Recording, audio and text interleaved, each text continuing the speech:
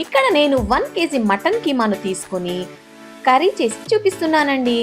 ఈ మటన్ కీమాను శుభ్రంగా కడగడానికి హోల్స్ ఉన్న జల్లించే దాంట్లోకి వేసి మీకు చూపిస్తున్న విధంగా అయితే మంచి నీళ్లతో 2 సార్లు శుభ్రం చేసుకోవాలి.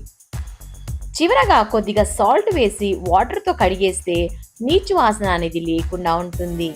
మటన్ కీమా చాలా క్లీన్గా కూడా ఉంటుంది. ఇంకొకటండోయ్, ఈ మటన్ కీమాను గిన్నెలో వేసి కడిగారనుకోండి, కీమా మొత్తం వేస్ట్ అయిపోతుంది. అలా కాకుండా ఇప్పుడు నేను మీకు చూపిస్తున్న విధంగా అయితే చేసేయండి, లేకపోతే చాలా వేస్ట్ అయిపోతుంది. ఇలా క్లీన్ చేసుకున్న మటన్ కీమాను పక్కనైతే పెట్టేసుకోవాలి.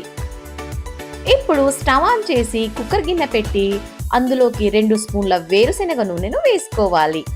ఆయిల్ కొద్దిగా హీట్ అయ్యాక అందులోకి 2 బిర్యానీ ఆకులను కూడా వేసి అందులోకే 4 లవంగాలు, కొద్దిగా దాల్చిన చెక్క, 2 యాలకులు, హాఫ్ టేబుల్ స్పూన్ మిరియాలు, హాఫ్ టేబుల్ స్పూన్ సాజీరాను కూడా వేసి ఈ దినుసులు మొత్తం కొద్దిగా చిటపటలాడాక పొడవుగా కట్ చేసి పెట్టుకున్న 4 పచ్చిమిర్చిని కూడా వేసి ఈ పచ్చిమిర్చి కూడా కొద్దిగా వేగాక అందులోకి ఒక పెద్ద సైజు ఉల్లిపాయ తరుగును కూడా వేసి కొద్దిగా దోరగా వేగనివ్వాలి. ఈ ఉల్లిపాయ తరుగు త్వరగా వేగడానికి కొద్దిగా సాల్ట్ వేసుకుంటే ఉల్లిపాయలు అనేవి త్వరగా వేగిపోతాయి.